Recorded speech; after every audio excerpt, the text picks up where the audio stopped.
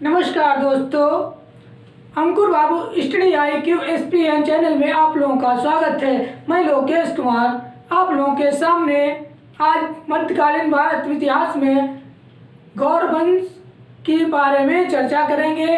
और गौर वंश का जो संस्थापक होता है वो होता है मोहम्मद गौरी। मोहम्मद गौरी के बारे में हम आज चर्चा करेंगे।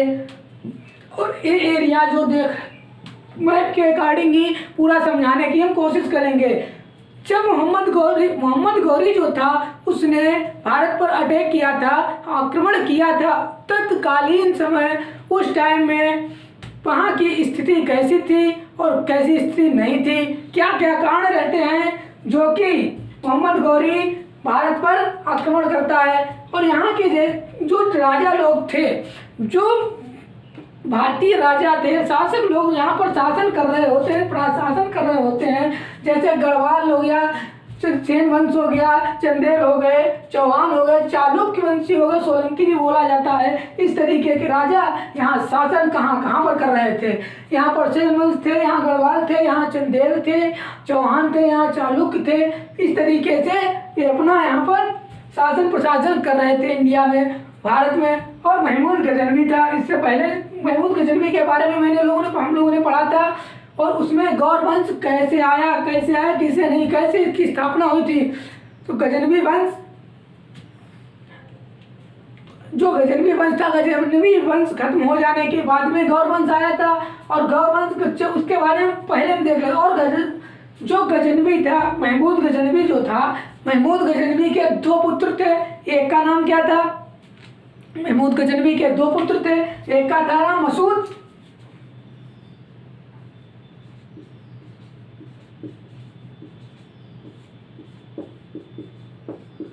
महमूद गजनवी के दो पुत्र थे। एक का था नाम मसूद और दूसरे का नाम महमूद।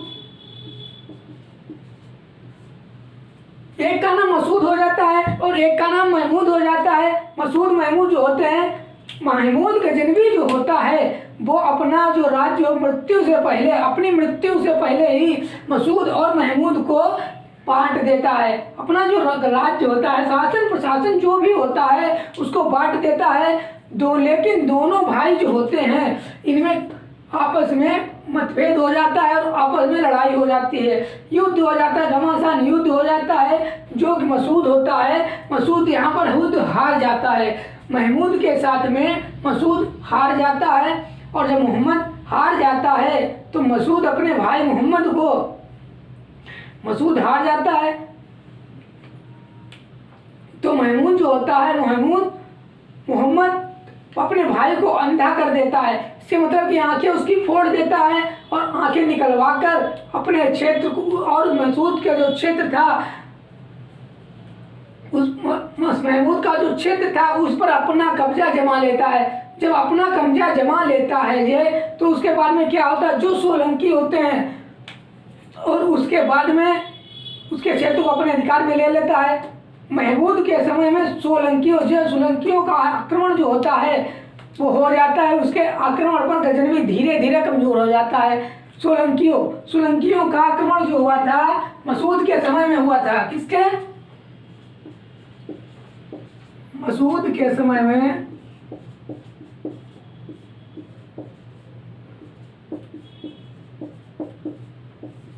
सोलंकियों का आक्रमण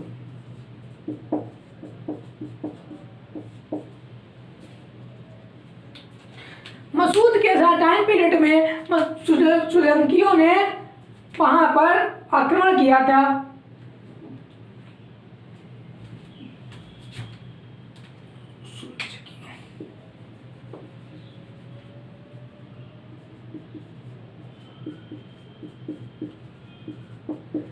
सुलजकियों का आक्रमण जो हुआ था, और सुलजकियों का आक्रमण होने के बाद में क्या होता है, मसूद होता है, मसूद का एक पुत्र होता है।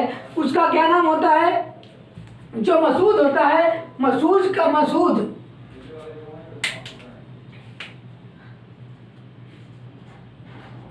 होता है। और मसूद का पुत्र जो होता है मौदूद होता है। मौदूद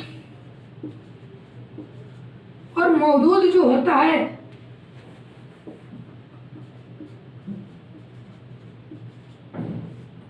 मौदूद होता है और मौदूद का जो दास होता है वो इजुद्दीन होता है।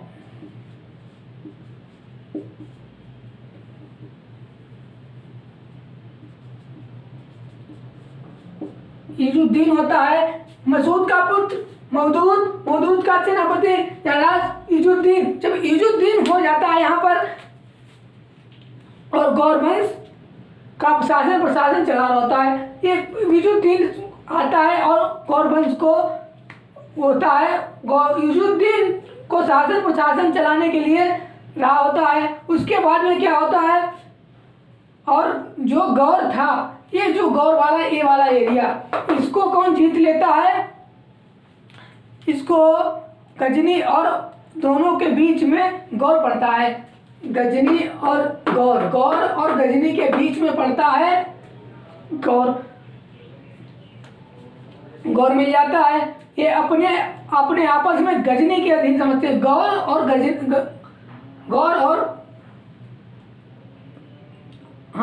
गौर और हैरात, ये हैरात हो गया, ये गौर हो गया, ये दोनों क्षेत्र थे, ये दोनों अपने को गजनी के अधीन मानते थे। हैरात और गौर दोनों गजनी को अधीन मानते थे, लेकिन ये अपने आप को गजनी आप समझते थे। लेकिन जैसे ही धीरे धीरे इनका मसूद का जो प्रशासन कमजोर होने लगता है, मसूद का जो प्रशासन कमजोर होने लगता है, उसके बाद में गौर अपनी स्थिति जो होता है उसको सुदृढ़ करने में लगा होता है।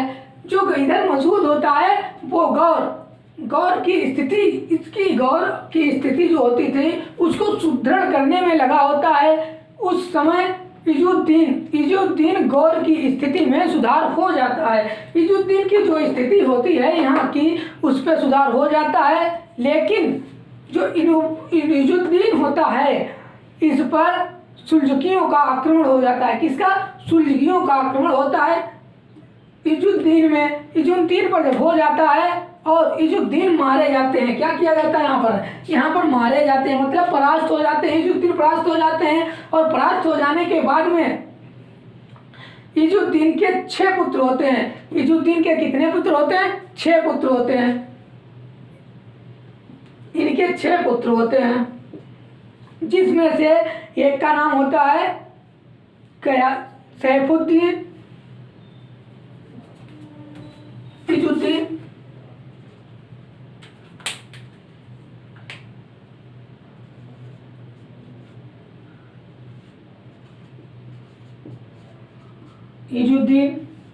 फिर इजुद्दीन जो था, इजुद्दीन आता है सत्ता में था, और इजुद्दीन के बाद में आता है सैफुद्दीन, इनका पुत्र है। इनके 6 पुत्र होते हैं। सैफुद्दीन आता है और सैफुद्दीन आने के बाद में, सैफुद्दीन के बाद में आता है हमारा गयासुद्दीन। क्या आता है? गयासुद्दीन।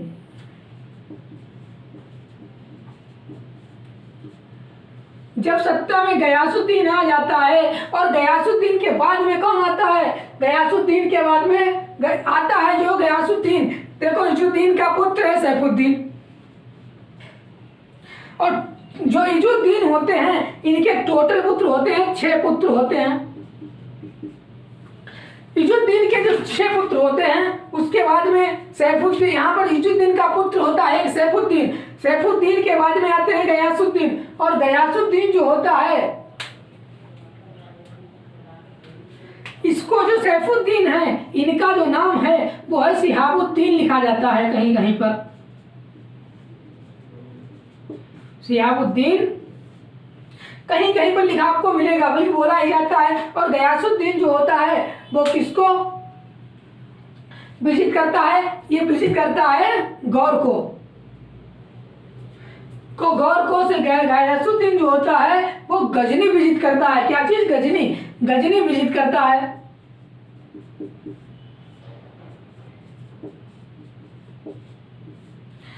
जो गयासुद्दीन होता है जब सत्ता में आता है और गजनी को विजिट करता है, जब विजिट करता है तो क्या होता है, इसने गजनी विजिट कर दिया। गजनी प्रशासन उस टाइम कौन कर रहा होता है? तो उसने अपने भाई को दे दिया था। गयासुद्दीन जो था उसने गजनी विजिट किया और अपने भाई को दे दिया। भाई कौन था इनका?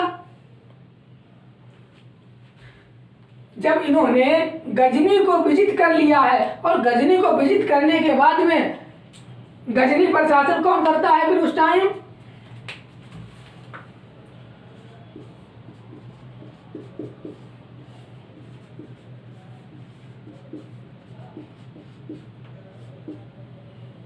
गजनी पर शासन और गौर, दो वंश थे। एक तो गजनी पर शासन कौन करेगा फिर, और गौर पर फिर कौन करेगा? गजनी पर कर रहा था मोहम्मद गौरी।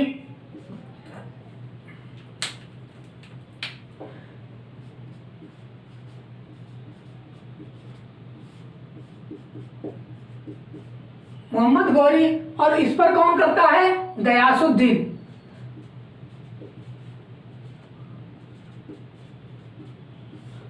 मतलब कि गजनी पर जो शासन कर रहा होता है वो मोहम्मद गौरी करता है, और गौर वंश जो होता है गौर वंश पर गयासुद्दीन करने लगते हैं। यहाँ पर जब यहाँ तक देखिएगा, यहाँ से मसूद का पुत्र मदूद और मदूद का युजुद्दीन के 6 पुत्र होते हैं। 6 पुत्र में इनका एक पुत्र, अगर 6 पुत्रों को पढ़ेंगे तो बहुत बड़ा भंडार हो जाएगा। उनके ही आक्रमण देखते रहे, कहीं वो आता है, कहीं वो आता है, कहीं वो आता है, उनमें ही आपस में ही विद्रोह होता रहता है। उसको उसमें से जो मेन है उसको मैंने ले लिया है, सैफुद्दीन का पुत्र जो होता है गयासुद्दीन जब सत्ता में आता है तो वो गजनी को विजिट करता है। जब गजनी को विजिट करता है और गजनी को विजिट करने के बाद में अपने भाई मोहम्मद गौरी को दे देता है, तो वहां पर मोहम्मद गौरी को दे देता है क्या चीज? गजनी। जब गजनी दे देता है और गौर वंश पे खुद गयासुद्दीन राज करता है, गौर वंश पर अपने यहाँ बैठा गद्दी पर बैठता है, शासन प्रशासन चलाता है, और गजनी पर मोहम्मद गौरी को। इस तरीके से यहाँ तक आ गए। उसके बाद में देखते हैं कि मोहम्मद गौरी ने जब भारत पर आक्रमण किया है तब तत्कालीन उस टाइम पीरियड में भारत की स्थिति कैसी थी, और कहाँ के जो राजा लोग शासक लोग थे वो वहाँ के केंद्रीय सत्ता, वहाँ पर जो राजा लोग थे भारत के, उनमें केंद्रीय सत्ता का अभाव हर टाइम रहता था। आपस में लड़ते भिड़ते रहते थे, आक्रमण करते रहते थे, बाह्य क्रांताओं का सामना नहीं कर पा रहे थे। जितनी भी बाह्य क्रांताएं होती थी किसी का वो सामना नहीं कर पा रहे थे, क्योंकि उनमें इतना मतभेद ही पैदा हो गया था। और उसी अर्थात मोहम्मद गौरी के अपने मंसूबों पर बाह्य क्रांताओं से वो सामना कर नहीं पा रहे थे। इसीलिए जो मोहम्मद गौरी था वो अपने मंसूबों पर कायम होता आगे जा रहा था। ये भारत में मंसूबों पर, जैसे कि वो उसने आक्रमण किया, उसको जीत लिया है, उसके बाद में फिर अगला आक्रमण किया, उसको भी जीत लिया। जितने भी उसके मंसूब थे उनको सबको कायम करता हुआ चला जा रहा था। ये भारत में ही आक्रमण क्यों करने आता? इसके 2 कारण बन रहे थे। जो भारत में आया था मोहम्मद गौरी, भारत में आक्रमण किए, इसके 2 प्रमुख कारण बनते हैं। इसकी सीमा जो थी वो किससे लगने लगी थी? सीमा से। जो इसकी सीमा थी वो ख्वारिज्म, इसकी सीमा पर बना एक जो ख्वारिज्म है, तो ये वाला एक इंटेंट है, ये वाला है ख्वारिज्म।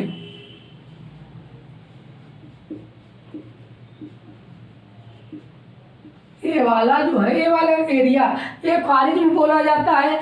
इसमें ये वाली जो सीमा थी ये लगने लगी थी। तो इसके बाद में गौरी ने संसावनी का शासक चल रहा था। यहाँ पर जो था, यहाँ पर संसावनी एक जाति थी, उसका शासक चल रहा था, शासनकाल चल रहा था, जो ईरान से आए हुए थे। यहाँ पर जो था, यहाँ पर ईरान से आए हुए लोग थे। संसावनी एक जाति थी, उसी के लोग थे और आकर के बस रहे थे और वहाँ पर अपना शासन प्रशासन चला रहे थे।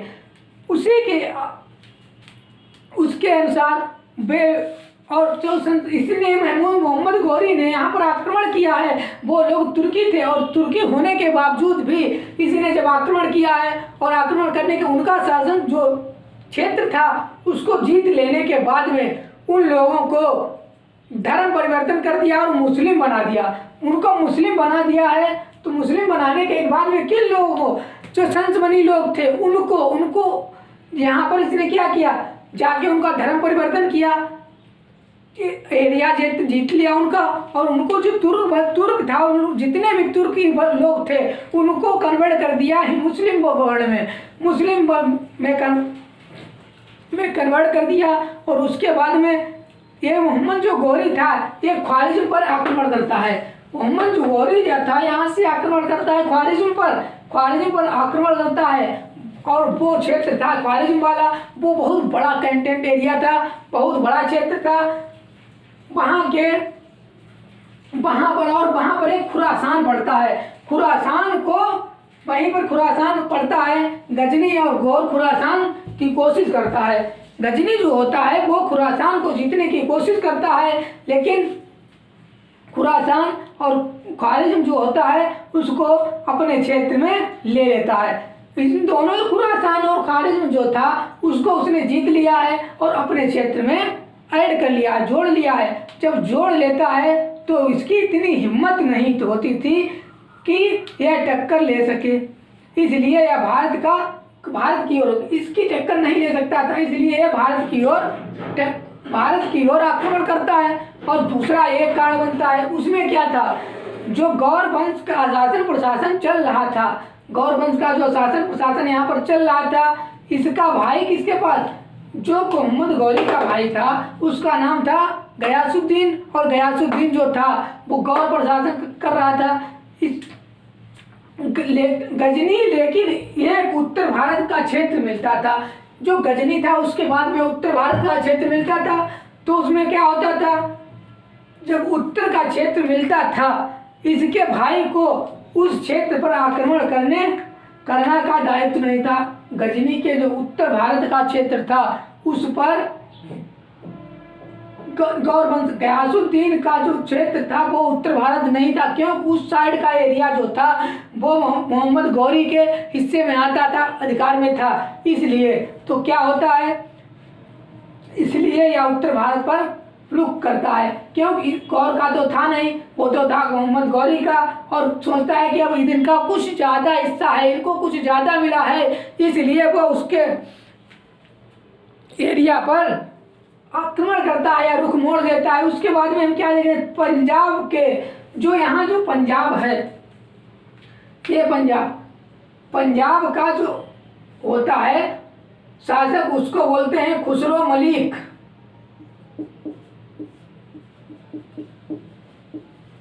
खुसरो मलिक जब पंजाब है, पंजाब पर देखते हैं क्या करता है, पंजाब पर खुसरो मलिक प्रशासन कर रहा होता है तो क्या करता है, गजनी जो होता है, गजनी और गौर अपनी काफ़ी लंबे समय से, गजनी और गौर अपनी काफ़ी लंबे से बनती नहीं थी। जो गजनी था और गौर था इन दोनों की आपस में काफ़ी दिनों से नहीं बनती थी, और जब नहीं बनती थी तो इनकी काफ़ी दुश्मनी हो चुकी थी, इसलिए या उसको हटाना भी चाहते थे। मतलब इनमें से एक को कोई हट जाना चाहिए। कहने का मतलब यहाँ पर यह मोहम्मद गौरी जो था वह भारत पर आक्रमण करता है। जो मोहम्मद गौरी था वो आक्रमण कर देता है। कहाँ पर करता है, पहला आक्रमण कर देता है। उसके तत्पश्चात भारत की स्थिति क्या होती है और कहाँ कहाँ पर आक्रमण करता है। फुल मूड में है गजनी, वहाँ पे आक्रमण करने के लिए, भारत पे आक्रमण करने के लिए फुल तैयारी में है। और देखते हैं कहाँ कहाँ पर आक्रमण करता है। जब आक्रमण करता है गजनी,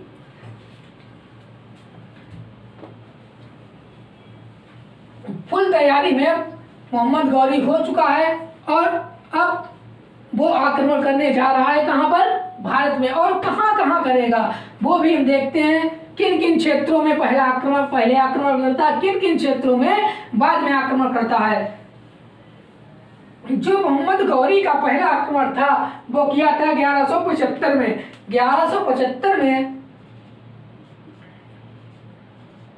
1175 ईस्वी में जो इसने आक्रमण किया था वो कहाँ किया था, सिंध, मुल्तान, गजनी, तीनों ऐसे शासक थे।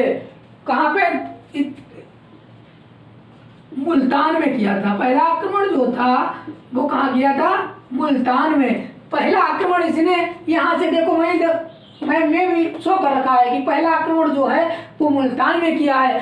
तो पहला मुल्तान में किया था।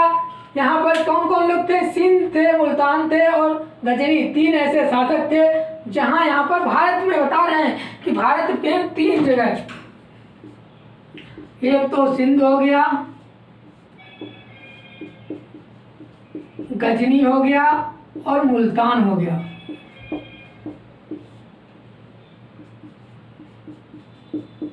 जगहों पर मुस्लिम शासन कर रहे थे। कौन?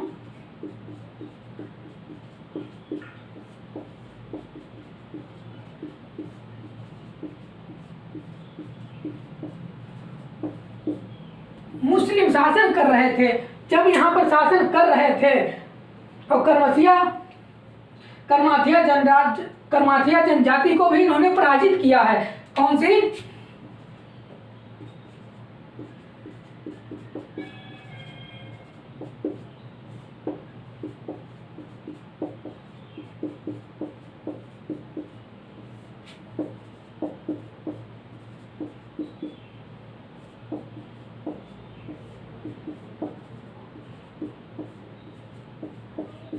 करमाथिया जनजाति को पराजित किया और उसके बाद में चालुक्य वंशी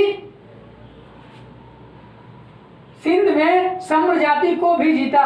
कहां पर? सिंध में। सिंध में सम्र जाति, एक सम्र जाति होती है,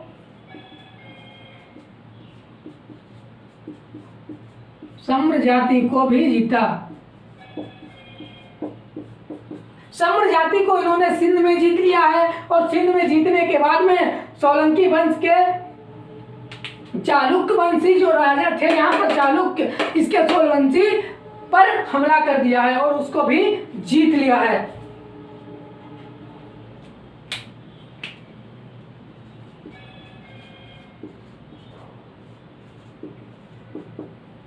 चालुक्य वंश के सोलंकी पर हमला किया है।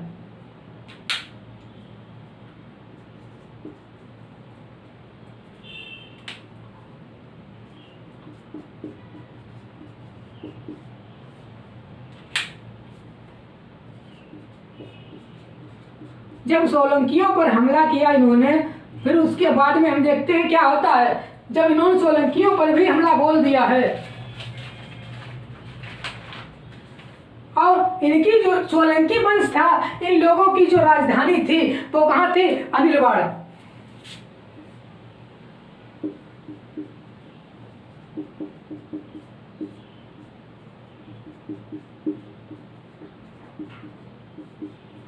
अनिलवाड़ थी इनकी राजधानी। और उसके बाद में हम क्या देखते हैं, और यहाँ पर प्रशासन जो चलाने लगता है सोलंकी पर, यहाँ पर कौन चलाता है?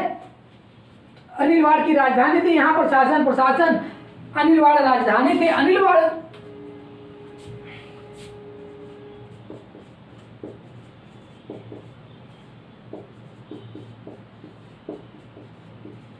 जो राजधानी थी, इसका शासन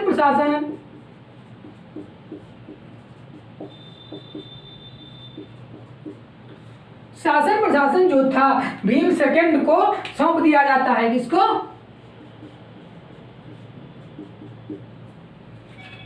यहाँ का शासन प्रशासन जो था वो भीम सेकंड से भीम सेकंड संभालते हैं।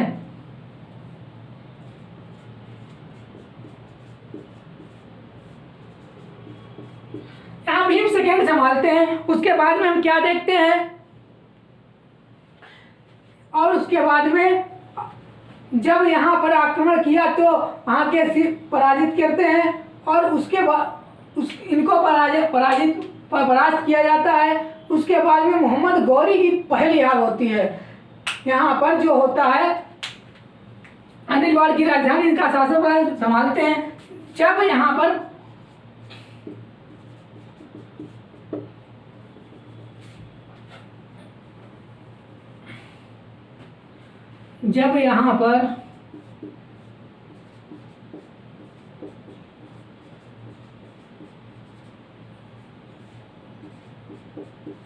मोहम्मद गौरी सेकंड पर आक्रमण करते हैं।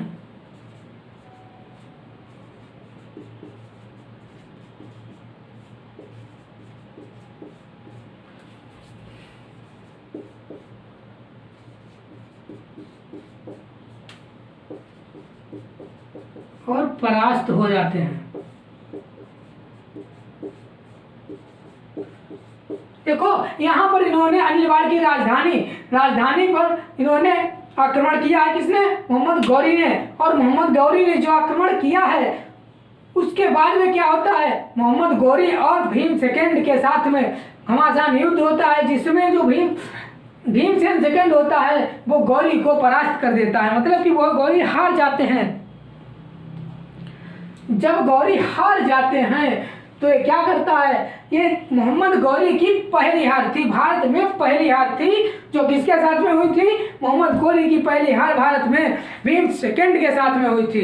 उसके बाद में आगे देखते हैं, पहली हार जो हुई थी वो मोहम्मद गौरी की भीम सेकंड के साथ में होती है।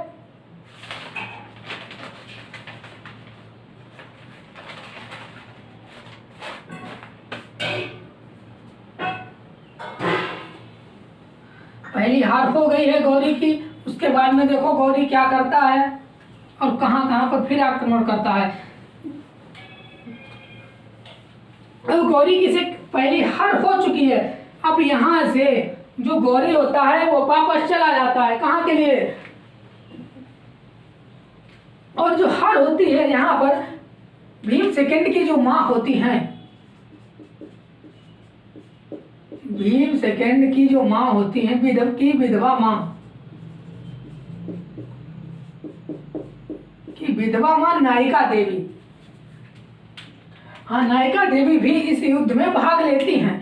माँ नायिका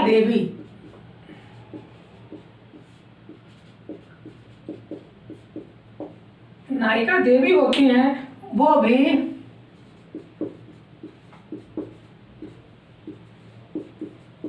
इस युद्ध में भाग लेती हैं, जिसमें मोहम्मद गौरी को परास्त किया था। उसमें भीम सेकंड की भी माँ होती हैं, वो होती विधवा माँ होती है, उनका नाम नायिका देवी है। वो इस युद्ध में भाग लेती हैं। और जब भाग लेती हैं, जब मोहम्मद गौरी जो था वो चालुक्य वंशी सोलंकी वंश राजाओं से परास्त, मतलब भीम सेकंड से परास्त होकर यहाँ से जब चाहता है अपने घर को गजनी चला जाता है और मोहम्मद गौरी की पहली हार होती है। उसी समय पृथ्वीराज चौहान जो होता है यहाँ पर शासन कर रहा होता है। और जो शासन कर चला रहे होते हैं पृथ्वीराज चौहान को पृथ्वीराज थर्ड के नाम से भी जाना जाता है। पृथ्वीराज थर्ड के नाम से भी जाना जाता है। ये भी इधर उधर जो यहाँ के चौहान जी थे, पृथ्वीराज चौहान जी, वो इधर कहीं कहीं इधर कहीं इधर चारों तरफ अपने आसपास के क्षेत्रों में शासकों पर वार कर रहे थे, आक्रमण कर रहे थे। लेकिन ये जो था बहुत ही शक्तिशाली एक शासक था। पृथ्वीराज चौहान जो था बहुत ही शक्तिशाली शासक था। कभी चंदेल पर आक्रमण कर देता, कहीं चालुक्य पर कर देता, कहीं गढ़वाल पर कर देता था, कहीं पंजाब पर कर देता। इस तरीके से कंटिन्यू लगातार आक्रमण करता था। कौन? चौहान कर रहा था। लेकिन उसके बाद में इसके दरबार कभी कौन थे? इनका नाम चंद्रबरदाई था। कि चालुक्य सीमावर्ती जो है यहाँ पर चालुक्य सीमावर्ती, इसमें कुछ अपनी सीमा बढ़ाते जा रहे थे। और उसने चंद्रबरदाई जो था उसने कहा कि आप इन पर अटैक कर दीजिए चालुक्यों पर, वरना कभी किसी दिन आपको ही हमला बोल देंगे। तो इसका जो चंद्रबरदाई दरबारी कवि था उसने बोला चौहान जी से कि आप चालुक्य वंश की जो सीमा है उसको वहां तक वो लोग आ चुके हैं और उसके बाद में किसी दिन आप इनका टारगेट ना बन जाओ। तो इसको लेकर के आपको कुछ करना चाहिए आप। और उसके बाद में क्या होता है, ये जो पृथ्वीराज चौहान थे, पृथ्वीराज चौहान और चालुक्य के बीच में युद्ध शुरू हो जाता है। किसके साथ में? पृथ्वीराज चौहान वर्सेस चालुक्य वंश।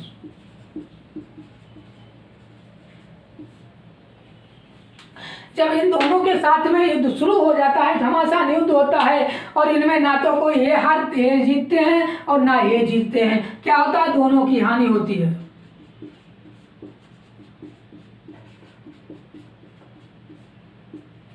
दोनों की हानि होती है। जब दोनों की हानि हो जाती है तो उसके बाद में हम क्या देखेंगे, कन्नौज का जो प्रशासन चला रहा होता है वो होता है गढ़वाल के राजा जयचंद्र। यहाँ के जो राजा थे, गढ़वाल है ये, देखिएगा, यहाँ के जो राजा थे जयचंद्र थे।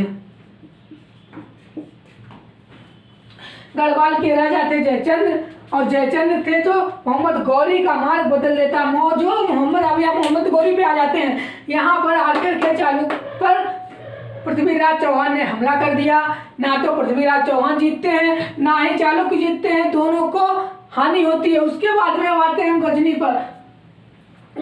पर। जो गजनवी था अपने यहाँ से, ये चालुक्य वंश से हार कर गया था, अपने गजनी पहुंच गया और गजनी से ये क्या करता है, प्लान बनाता है, और प्लान बनाने के बाद में अपना मार्ग बदल देता। आक्रमण पहले क्या किया था, मुल्तान से फिर सिंध किया, सिंध से फिर चालुक्य पर किया, ये वाला कंटेंट ले लिया था। लेकिन अब इसने इधर के लिए नहीं, उधर के लिए, दूसरी तरफ के लिए अपना जो रास्ता था उसको बदल दिया है। और रास्ता बदल दिया है तो क्या करता है, मोहम्मद गौरी जो था वो अब यहाँ से दूसरा आक्रमण जो करता है वो कहाँ करता है, पंजाब पर। मोहम्मद गौरी जो था,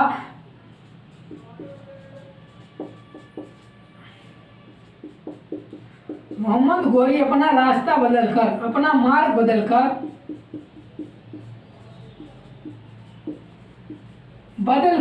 पंजाब पर आक्रमण करता है। कहां पर, खुसरो मलिक जहां के हैं, जहां का शासक खुसरो मलिक है। पंजाब पर जब आक्रमण करता है कौन, मोहम्मद गौरी, तो क्या होता है, जब पंजाब पर आक्रमण कर देता है और वहां का आक्रमण करता है और पेशावर पर पहले से क्या कर लेता है, अधिकार पा लेता है। पेशावर पर अधिकार पा लेता है। पेशावर पर अधिकार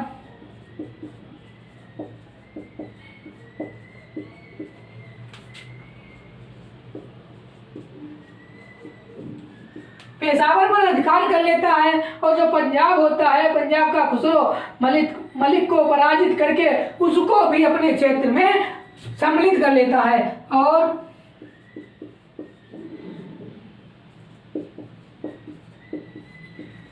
पंजाब के खुसरो मलिक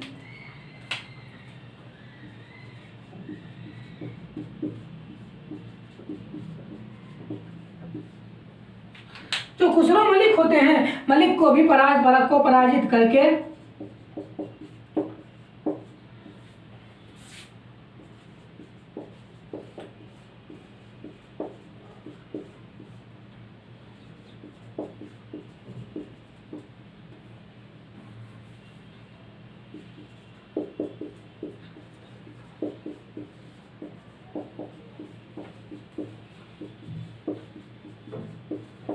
ले लेता है, अपने अधिकार में ले लेता है।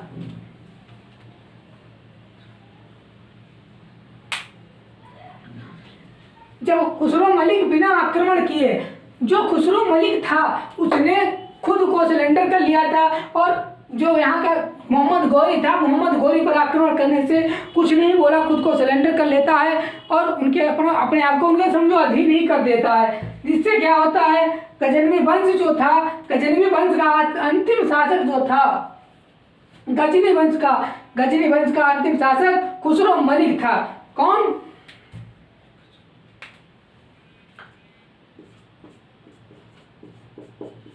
गजनी वंश का अंतिम शासक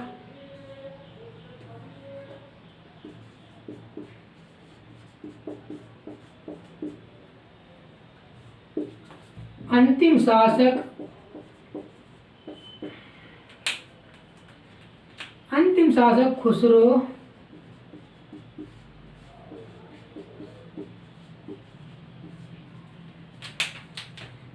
मलिक था। यहाँ पर देखिएगा कि गजनी वंश का अंत हो जाता है और क्या यहाँ पर आता है, खुसरो मलिक जो था वो गजनी वंश का शासक था। अब यहाँ से देखते हैं कि क्या होता है। जब यहाँ पर देखो, यहाँ तक गजनी का जो एरिया था पूरा, यहाँ तक किसका एरिया आ गया था, मोहम्मद गौरी का, और मोहम्मद गौरी का एरिया आ गया था। अब हम क्या देखते हैं, चौहान है, ये चौहान की जो सीमा है ये, और गजनी का जो है गौरी, मोहम्मद गौरी और चौहान के जो इनकी सीमाएं हैं दोनों की आपस में टकराने लगती हैं और पृथ्वीराज चौहान को डर सताने लगता है। जो पृथ्वीराज चौहान यहाँ के होते हैं शासक, उनको डर सताने लगता है कि गौरी के मंसूब अपने आगे और बढ़ता हुआ आ रहा, बढ़ता चला आ रहा है। और वह गौरी ने भटिंडा पर पहला जो आक्रमण था उधर, तो भटिंडा के दुर्ग पर कब्जा कर लेता है। गौरी अपने मंसूबों पर आगे बढ़ता हुआ कायम होता हुआ जा रहा था और भटिंडा जो है भटिंडा के दुर्ग पर कब्जा कर लेता है।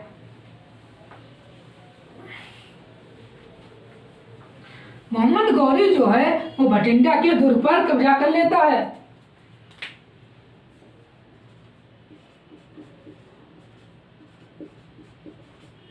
मोहम्मद गौरी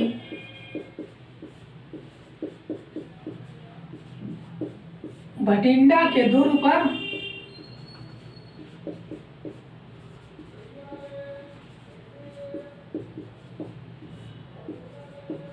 कब्जा कर लेता है।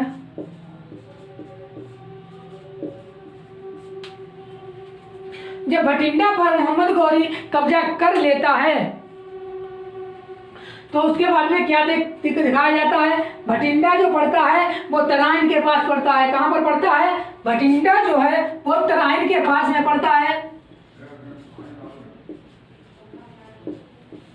भटिंडा जो है तराइन के पास में पड़ता है। कहाँ पर, तराइन के पास में।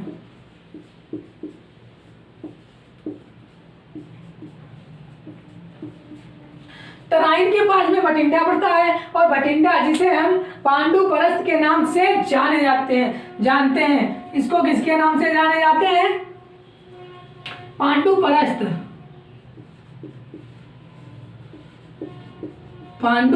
के नाम से भी जानते हैं। पांडु परस्त के नाम से जानते हैं। और गौरी ने भटिंडा का क्षेत्र जियाउद्दीन तुर्की को दे दिया था। किसको दिया था, गौरी ने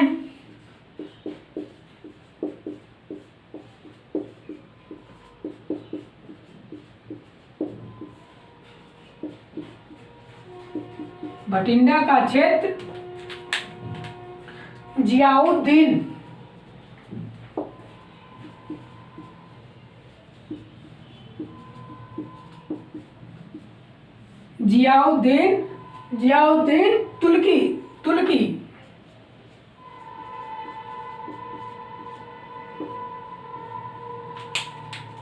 तुर्की को दे दिया था।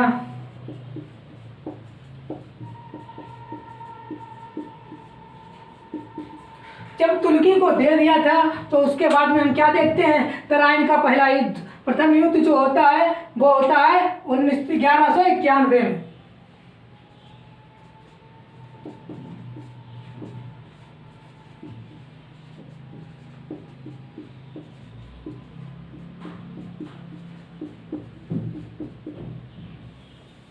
ये जो युद्ध होता है पृथ्वीराज और किसके बीच में होता है, यही गौरी के बीच में हुआ। तराइन भारत के उत्तर भारत में प्रवेश करता है। जो इसमें होता है जो गौरी वो इधर उत्तर भारत में प्रवेश करता है और उसके बाद में क्या करता है, एकमात्र ऐसा क्षेत्र था जो उत्तर भारत था, वो एक ऐसा तराइन का उत्तर भारत क्षेत्र ऐसा प्रवेश था जिसमें युद्ध की पूरी व्यवस्था, मतलब आप प्रांताएं हो, पानी हो, खाने पीने की व्यवस्था हो, रहने सहने की व्यवस्था हो, जितनी भी व्यवस्थाएं होनी चाहिए सारी व्यवस्थाएं हो। इसलिए इसको पानीपत का युद्ध बोला जाता है। और उसके बाद में क्या होता है, पृथ्वीराज की सेना के नेतृत्व में, पृथ्वीराज की जो सेना थी उनके नेतृत्व में गोविंदराय खांडे थे। पृथ्वीराज की सेना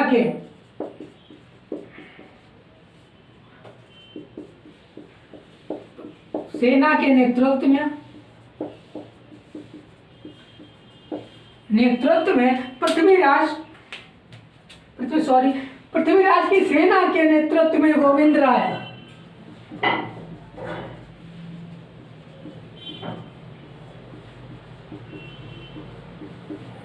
राय खांडे थे, ये बढ़ावा दे रहे थे। ठीक, ये बढ़ावा भी दे रहे थे, जो कि मोहम्मद गौरी को भाला मारकर उसे घायल कर देते हैं। इन्होंने गोविंद राय खांडे ने मोहम्मद गौरी को भाला मारकर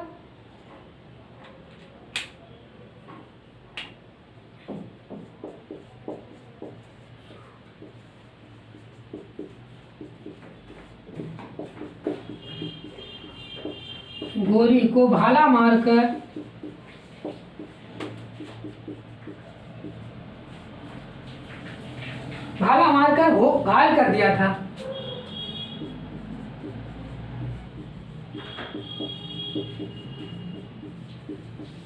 इन्होंने गोविंद राय खांडे ने गौरी के भाला मारा और भाला मारने से जो मोहम्मद गौरी था घायल हो गया था। और जब घायल हो जाता है तो क्या करता है, मोहम्मद गौरी का एक सेनापति होता है और सेनापति जो होता है मोहम्मद गौरी को उस स्थल से वहाँ से किसी तरीके से वहाँ से उठा के ले जाता है।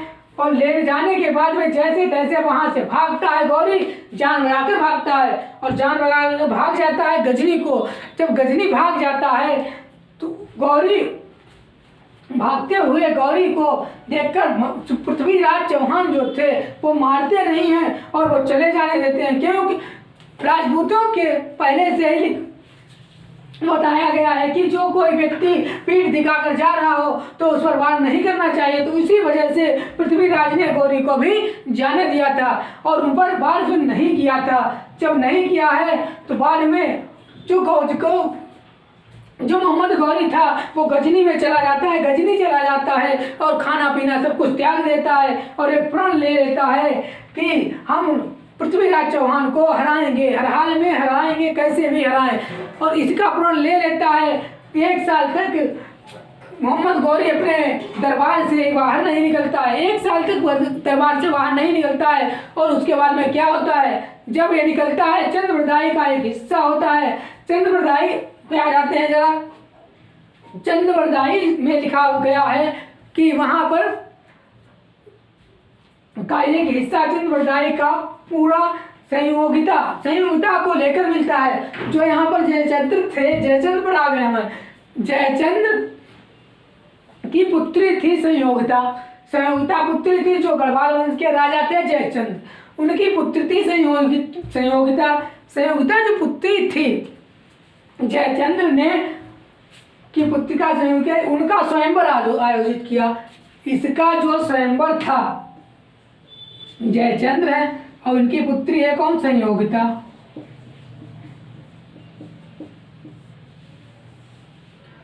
ये पुत्री हो गई और इनका स्वयंवर जो था, स्वयंवर इसने आयोजित किया। किसने? इसने आयोजित किया, जयचंद्र ने स्वयंवर आयोजित किया। जब जयचंद्र ने स्वयंवर आयोजित किया है तो उसमें अनेक जगह के राजा आते हैं भाई। जब स्वयंवर इन्होंने आयोजित किया जयचंद्र ने, सब राजाओं को बुलाते हैं, लेकिन पृथ्वीराज चौहान को नहीं बुलाते हैं। और दरबार में रखी हुई मूर्ति के स्टैचू को पृथ्वीराज चौहान मान लिया जाता है। और उसके बाद में क्या होता है, जो संयोगिता होती है वो उस स्टैचू को वरमाला पहना देती है। और उस टाइम पीरियड में पृथ्वीराज चौहान भी उसी दरबार में बैठे होते हैं और ये बात बहुत ही बुरी तरह लगती है पृथ्वीराज चौहान को। और तो क्या करता है, जो पृथ्वीराज चौहान होते हैं तो यहाँ दरबार से ही संयोगिता को उठाकर ले जाते हैं, भाग जाता है। मतलब संयोगिता को उन्होंने उसका दुर्व्यवहार किया था, इसलिए क्योंकि उसको ना तो बुलाया है और वो आया है। और उसके बाद में सभी राजाओं के सामने उसी ने, जयचंद्र ने संयोगिता का वरमाला जो था उस स्टैचू में डलवाया गया। इसलिए जो पृथ्वीराज चौहान जो था उसने संयोगिता को बड़ी सभा से उठा लिया और उठा लेने के बाद में भाग जाता है वहां से। कहाँ के लिए? अपने गंतव्य स्थान पर चला जाता है। यहीं से जयचंद्र और पृथ्वीराज चौहान की कट्टर दुश्मनी बन जाती है। जयचंद्र और चौहान जो थे यहाँ से दुश्मन बन गए थे पहले से, लेकिन अब कट्टर दुश्मन बन चुके थे। उसके बाद में क्या होता है, यह पुराना पृथ्वीराज रासव की चंद्रायन, यह घटना जो है, जो यह घटना है पृथ्वीराज रासव की चंद्रवरदायी से मिलती है। उसके बाद में चौहान वंश का जो शासक था पृथ्वीराज चौहान, ये पृथ्वीराज चौहान जो था चौहान वंश का अकेला शासक था, जो कि किसी के मदद नहीं मिलती थी, जो नहीं मिलती थी। उसके बाद में क्या देखते हैं, पानीपत का द्वितीय युद्ध में, पानीपत की द्वितीय युद्ध जो स्टार्टिंग थी और रात्रि का समय था, उस टाइम पीरियड में जो पृथ्वीराज चौहान जो थे, ये अपने नींद में सो रहे थे और इनके ऊपर जो मोहम्मद गौरी था वो आक्रमण कर देता है। जब मोहम्मद गौरी आक्रमण कर देता है तो उसमें क्या होता है, इनकी सेना जो होती है छन्न विछन्न हो जाती है। किसकी, जो पृथ्वीराज चौहान थे, इनकी जो सेना, इन्होंने रात में पृथ्वीराज चौहान पर, पानीपत का द्वितीय युद्ध में रात्रि का समय था और चौहान पर आक्रमण कर देता है। इनकी सेना जो होती है छन्न विछन्न हो जाती है। उसी समय गोविंद राय खांडे थे, इन्होंने क्या किया है, जो पृथ्वीराज की सेना का नेतृत्व कर रहे थे, इन्होंने पानीपत में के युद्ध में मोहम्मद गौरी के भाला मारकर उसको घायल कर दिया था। केवल ये देखो, इन्होंने घायल कर दिया था। और जब घायल कर दिया था तो क्या हुआ था, गोविंद खांडे को जैसे गोविंद खांडे, और उसके बाद में गोविंद खांडे जो होते हैं वो मर जाते हैं। जब वहाँ मर जाते हैं गोविंद खांडे, द्वितीय युद्ध में पानीपत के मर जाते हैं। और मर जाने के बाद में क्या होता है, जैसे ही गोविंद राज खांडे मरते हैं, वैसे ही मोहम्मद गौरी जो होता है, वो जो यहाँ के पृथ्वीराज चौहान वंश के राजा हैं पृथ्वीराज चौहान, उनको बंदी बना लेता है। इसके बाद में पृथ्वीराज चौहान की हार होती है और मोहम्मद जो गौरी होता है वो जीत जाता है। इसी में सेकंड में ही पृथ्वीराज चौहान को हरा देता है और खुद की जीत कर लेता है। मोहम्मद गौरी की सत्ता को लेकर, वह जो मोहम्मद गौरी था वो अपनी सत्ता को लेकर के आकर के चौहान वंश जो था उस पर अपना कब्जा जमा देता है और आकर के गढ़वाल को हराया। और उसके बाद में ज़्यादा उपयोगी हो गया था जो था वो, ये जो मोहम्मद गौरी था अपनी सत्ता लेकर भारत में गढ़वाल जो था यहाँ पर आता है और आक्रमण करता है जयचंद पर आक्रमण करने के बाद में गढ़वाल को भी जीत लेता है। गढ़वाल के शासक और कन्नौज इटावा के बीच की एक जगह होती है, और कन्नौज और इटावा के बीच में एक जगह होती है, वहाँ उसका नाम होता है चंदावर। और चंदावर का जो युद्ध होता है वो होता है 1194 में। कब होता है चंदावर का युद्ध? 1194 में हुआ। किसके साथ में? मोहम्मद गौरी और जयचंद के बीच में। यहाँ पर वहीं पर जयचंद जो होता है, जयचंद पराजित हो जाते हैं। जयचंद्र जो होता है, जयचंद पराजित हो जाते हैं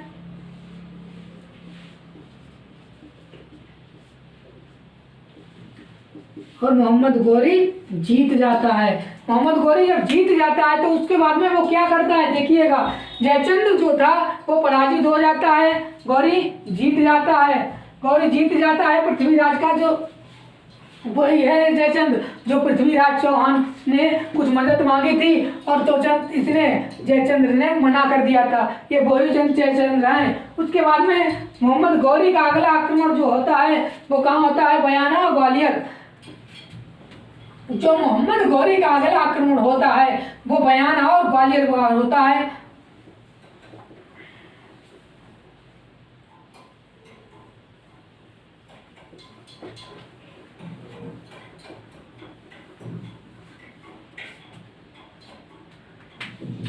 अगला आक्रमण जो होता है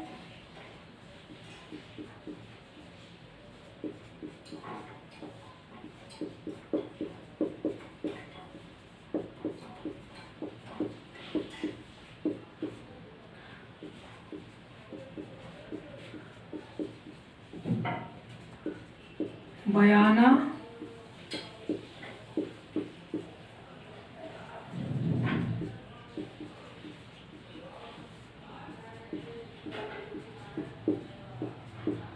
बयाना और ग्वालियर पर होता है। जब बयाना और ग्वालियर पर होता है तो क्या देखते हैं, बयाना ग्वालियर पर होता है, उसके बाद में जिनके जिनके पड़ोस का क्षेत्र आगरा था, आगरा के आसपास का क्षेत्र, आगरा के आसपास जिनका शासन प्रशासन चल रहा था, बयाना था और ग्वालियर था। और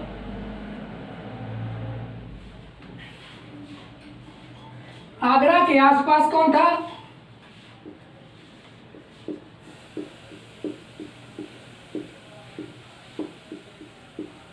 आगरा के आसपास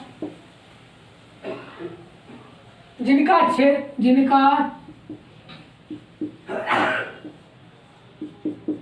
जो आगरा के आसपास का क्षेत्र था उसका शासन प्रशासन कौन चला रहा था,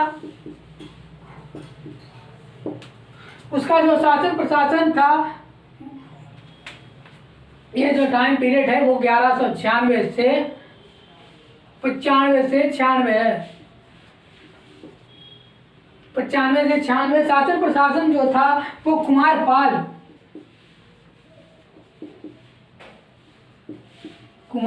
और जो ग्वालियर था, तो ग्वालियर था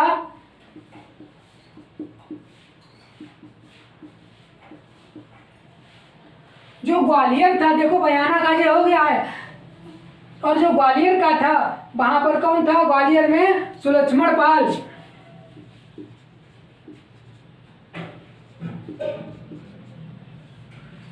सुलक्ष्मण पाल थे। कहाँ के, ग्वालियर के, ग्वालियर के सुलक्ष्मण पाल, जिसे बोला जाता है परिहार राजा।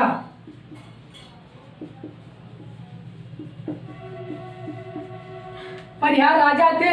उसके बाद में क्या होता है, इन दोनों जगह पर मतलब कि बयाना और ग्वालियर पर भी विजय प्राप्त कर ली थी।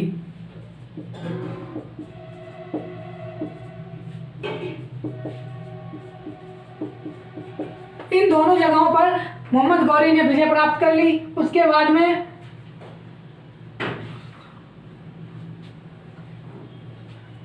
इन क्षेत्रों को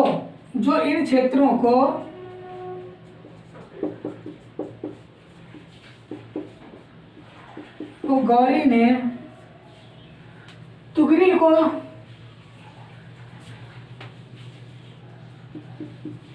को सौंपा।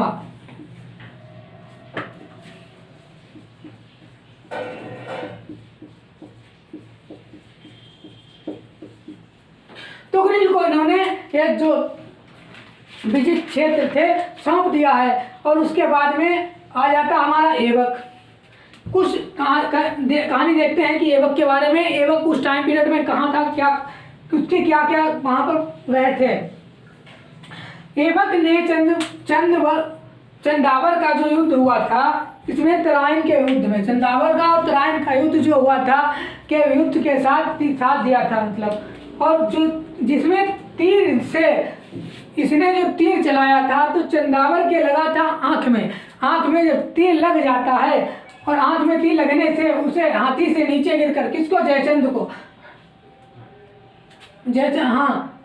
चंदावर के युद्ध में जयचंद की आंख में तीर लगने के कारण और वो हाथी से गिर जाता है। हाथी से गिरने के बाद में क्या होता है, तो उसकी सेना तितर बितर हो जाती है और यहीं से विजय हो जाता है। इसे ऐबक का कलिंजर अभियान ऐबक ने जो है कलिंजर अभियान करता है। कब,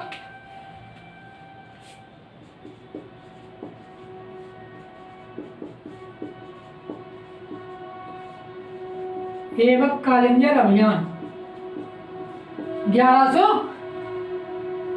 1202 ईस्वी में। 1202 ईस्वी में ऐबक ने कलिंजर अभियान किया था। और किसके साथ में किया था, चंदेल वंशी राजा थे परमादोदेव।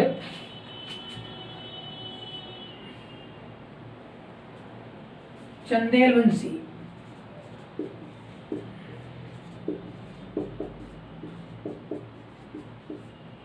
वंशी राजा थे। और उसके बाद में उनका क्या था ना,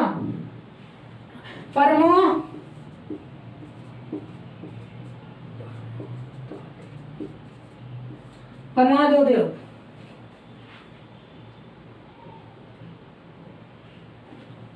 परमादेव।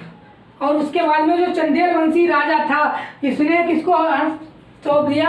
हसन अरवन को।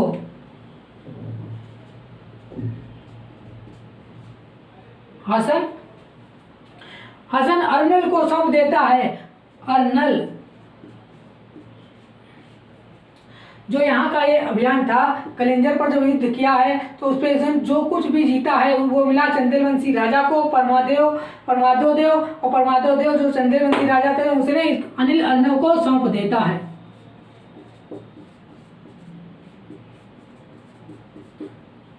जब सौंप देता है तो उसके बाद में हम क्या देखते हैं?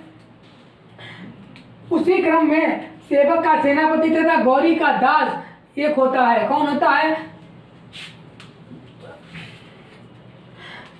एक उसी क्रम में जैसे देखा जाए तो सेवक का सेनापति होता है, गौरी का दास होता है, उसका नाम होता है मोहम्मद बख्तियार।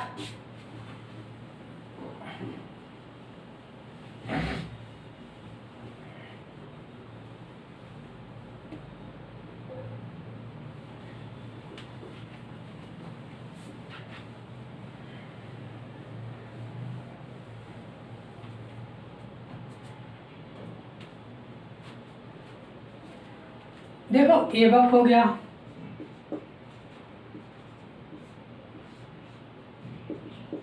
सेनापति। एवक का सेनापति जो है वो कौन है?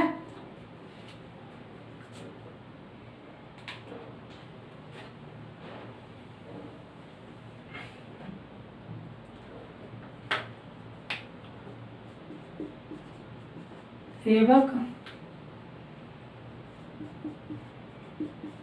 गौरी।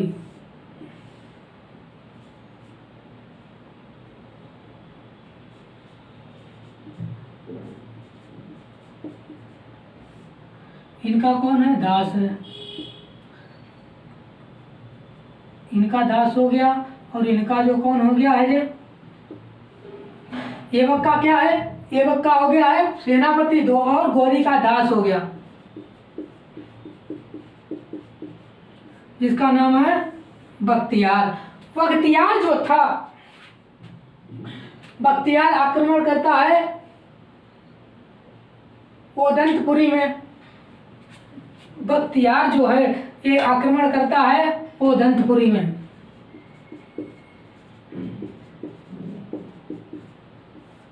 आक्रमण जो करता है ओदंतपुरी में आक्रमण करता है, और आक्रमण करता है किस पर? इंदुमन। इंदुमन जो होते हैं वो भाग जाते हैं।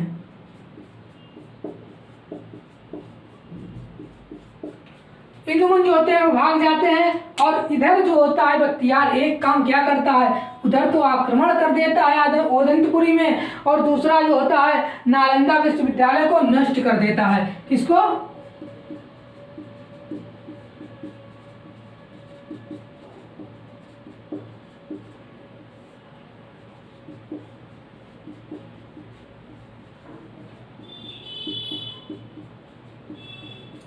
नालंदा विश्वविद्यालय को ये नष्ट कर देता है बिल्कुल। और उसके बाद में यहाँ से बिहार में आक्रांता आ जाती है और बिहार को नष्ट करके चला जाता है। और यहीं से जो होता है मोहम्मद गौरी और बिहार में आक्रांता लेकर जाता है और बिहार को बिल्कुल नष्ट कर देता है। उसके बाद में क्या होता है? राजधानी नदिया को जीतता है। कौन? बंगाल अभियान। इसके बाद में आता है हमारा बंगाल अभियान।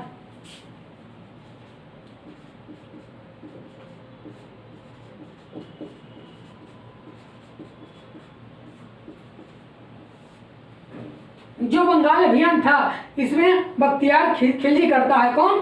बख्तियार खिलजी करता है।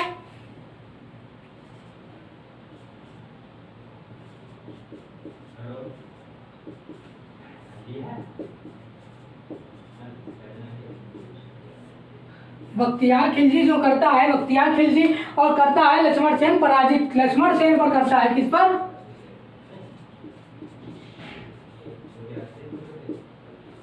लक्ष्मण सेन पर करता है और वो हो जाते हैं पराजित। लक्ष्मण सेन पर जब बख्तियार खिलजी आक्रमण करता है तो वो पराजित हो जाते हैं, और पराजित जब हो जाते हैं तो क्या करता है, राजधानी नदिया को जीत लेता है। कौन सी राजधानी थी? नदिया राजधानी थी।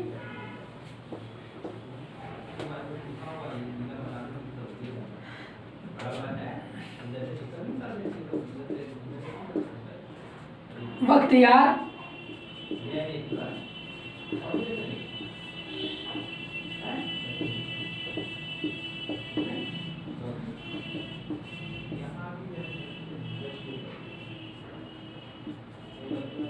राजधानी को जीत लेता है।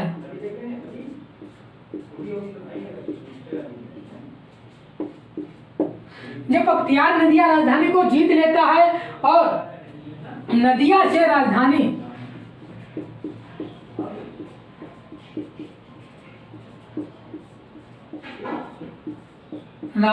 जीतता है, और राजधानी जीतने के बाद में तुरंत लखनौती कर देता है। जो राजधानी थी नदिया, और उसको जैसे जीता है और उसको फिर लखनौती में स्थापित कर देता जाकर है, लखनौती बना देता है, मतलब कि नदिया से चेंज कर देता है, लखनौती बना देता है। उसके बाद में आगे हम देखते हैं क्या होता है। और इसके बाद में बख्तियार जो था, बख्तियार का अभियान शुरू हो चुका था। बख्तियार जो था बख्तियार का जो अगला आक्रमण था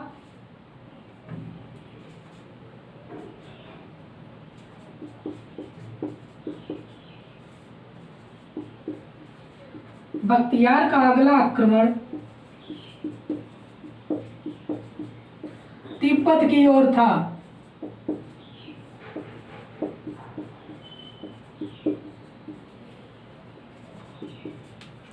जो बख्तियार का अगला आक्रमण था वो तिब्बत की ओर करता है। जब तिब्बत की ओर करता है तो एक शहरी प्रदेश में प्रवेश करता है, शहरी क्षेत्र में वो प्रवेश करता है, और शहरी क्षेत्र में प्रवेश करने के बाद में बख्तियार जो होता है बहुत ही उसको हानि हो जाती है,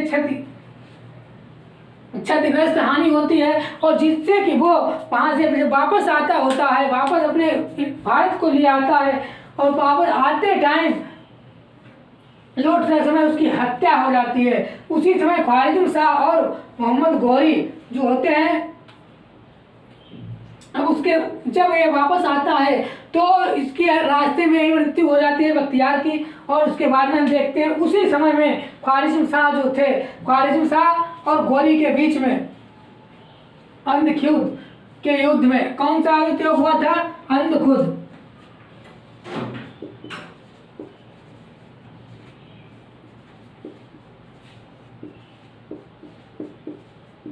अंधख़ुद युद्ध जो हुआ था वो 1205 में हुआ था, और 1205 में जो हुआ था और किसके किसके बीच में हुआ था? ख्वारिज़म शाह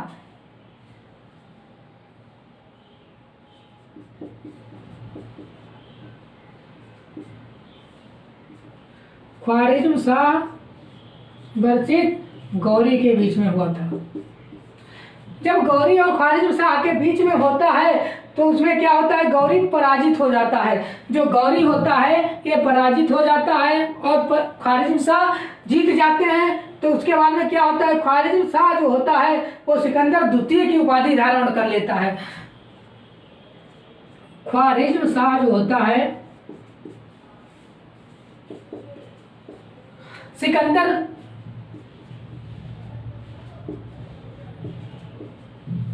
सिकंदर की उपाधि धारण कर लेता है।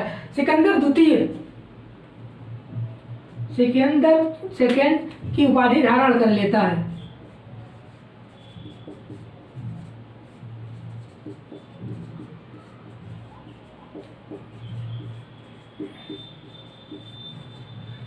सेकेंडरी उपाधि धारण कर लेता है और क्या करता है? जब फिर अफवाह उड़ती है, यहाँ पर अफवाह उड़ जाती है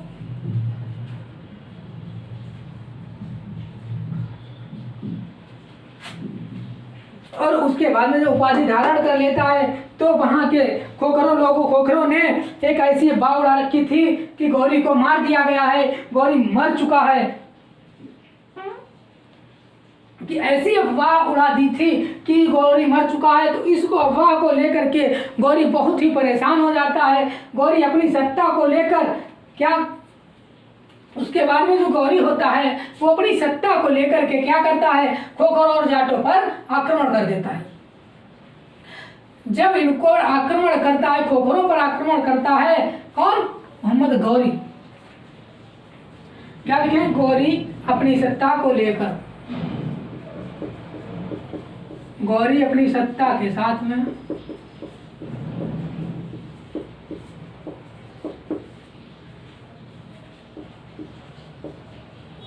गौरी अपनी सत्ता को लेकर के खोखरों पर आक्रमण कर देता है।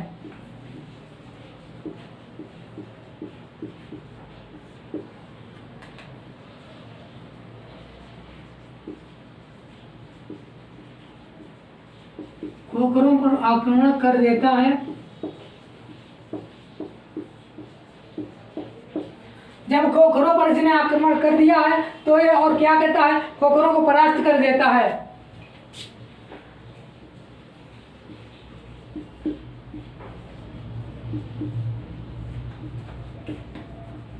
खोखरों को परास्त कर देता है।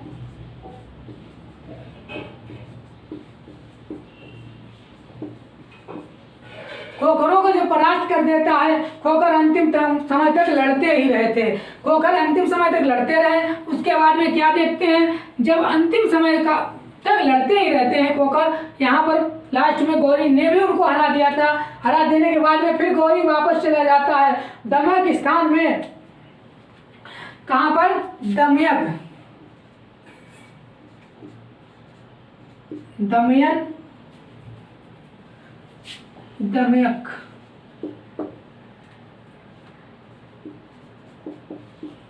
स्थान पर गौरी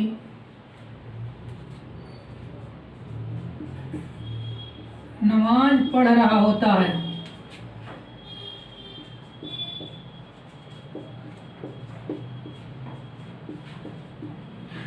अपनी वहां पर नमाज पढ़ रहा होता है और वहीं इसकी हत्या कर दी जाती है।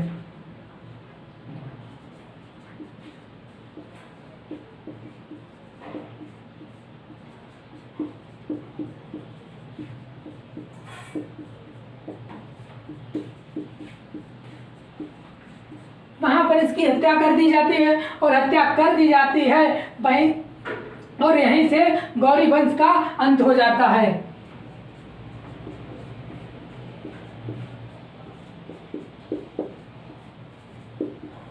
गौर वंश का अंत हो जाता है। क्या होता है, अंत हो जाता है। जब गौर वंश का अंत हो जाता है, यहाँ से जब मोहम्मद गौरी भी खत्म हो जाता है, उसके बाद में गौरी हमें कुछ देखने को मिलता है। कुछ चीजें ऐसी देखने को मिलती है कि देखने को मिलता है गौरी के सिक्के पर नंदी और लक्ष्मी की आकृति मिलती थी। गौरी के जो सिक्के थे,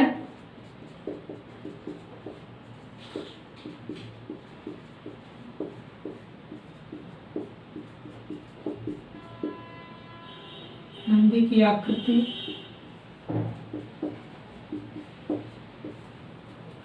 नंदी की आकृति और लक्ष्मी की मूर्ति,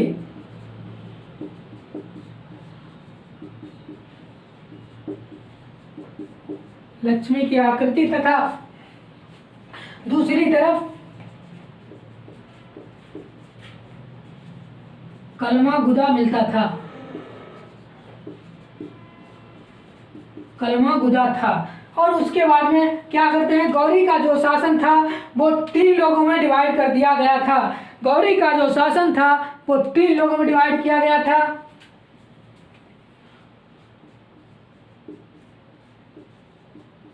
गौरी का जो शासन प्रशासन था वो 3 लोगों में डिवाइड कर दिया गया था। एक था तुम्हारा कुवाचा, एल्दोस,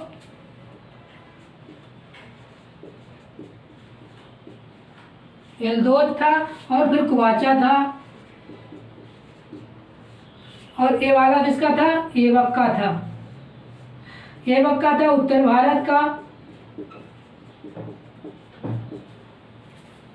और जो कुवाचा था कुवाचा भी दे दिया गया था, और एल्दोज था एल्दोज भी दे दिया गया था। तो इस तरीके से तीनों लोगों को अलग अलग शासन भी दे दिया गया था। उसके बाद में हम क्या देखते हैं, अब आएंगे जब यहाँ पर गौरी वंश को समाप्त कर दिया, गौर वंश पूरा समाप्त हो गया है, और जो इनका शासन प्रशासन था वो पहला एल्दोज है, एल्दोज में थोड़ा दिया गया, कुवाचा को दिया गया, और ऐबक को दिया। ऐबक को उत्तर भारत का पूरा दे दिया गया था, क्योंकि यहाँ पर ऐबक ने बहुत सारे अभियान किए थे इसलिए। और उसके बाद में अब हम अगला जो पढ़ेंगे, अपना अगला टॉपिक वो दिल्ली सल्तनत में अगला शासक कौन होगा हमारा, कुतुबुद्दीन ऐबक। कुतुबुद्दीन ऐबक के बारे में हम अगले वीडियोज में बात करेंगे। आज के लिए इतना काफ़ी है। वीडियो देखने के लिए धन्यवाद। वीडियो को लाइक करें, शेयर करें और सब्सक्राइब करें। नमस्कार।